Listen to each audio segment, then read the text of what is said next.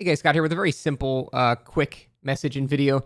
This is really meant to give more perspective on when people like at the end of the match will try to taunt you and say like GG easy or something like that. They're implying that hey, we're better than you, right? We played better than you, and I want to look into that argument because a lot of the times people will look at a match too and see whatever side lost and say, well, the other team played better, right?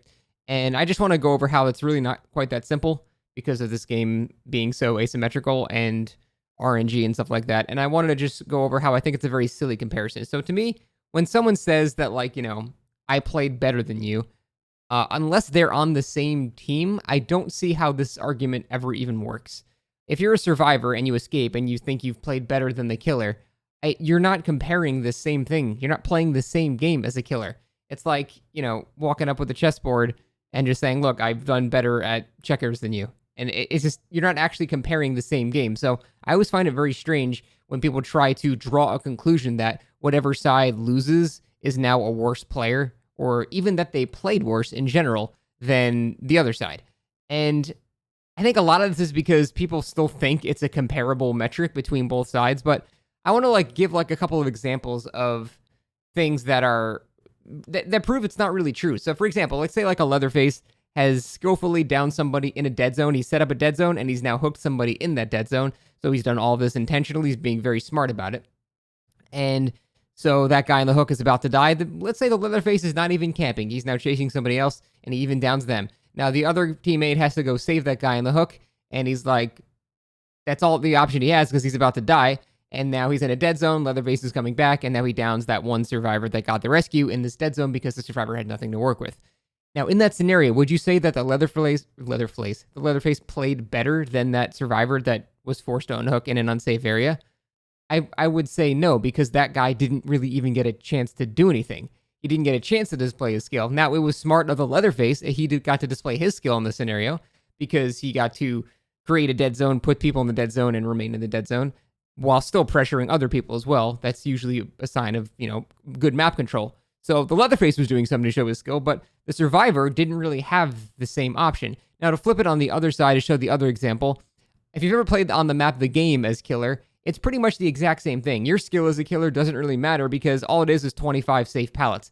There's nothing to any of these pallets, really. You just play them all in the exact same way. There's no mind gaming them. You just have to blindly kick all of them, which means a rank 20 meg could technically run you on a 3-minute chase, actually easily, even if she uses all the resources on the map. Now, would you say that Meg is now better than you because she did that? No. Again, it's a comparison that just removes every variable and it ignores the whole asymmetrical nature of the game just to make a blanket statement like that. And I think that's just silly. You can't do that. There's just too many variables and shit that go on to just very quickly say, well, this team is better than this one.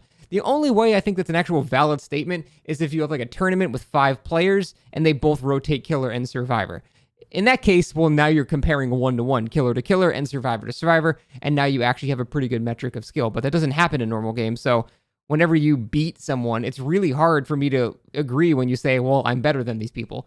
You're just ignoring everything else that could go into it. And so I think this is why when people might shit talk me if I end up losing the match, I just don't really care because they're not even comparing the same thing. Like, are they saying we played better than you as killer? Well, no, because they weren't playing killer, so it's not that. If they said we played better than you as survivor, that's okay. I wasn't playing survivor, so you're still not comparing what we did. Like, I don't know. I just try to look at it like that, and then I realize what they're saying is fucking stupid. It doesn't make any sense. So, little quick technique maybe to make you not get so upset by people saying that they're better than you. And you know what? I remember this. I remember this a long time ago when I first started playing DBD. A long, long time ago, actually. This is a funny story.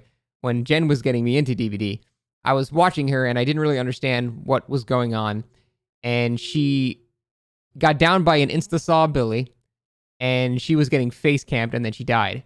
And I said, well, I guess that guy's better than you, right? Unironically, because I didn't know better. And she got mad.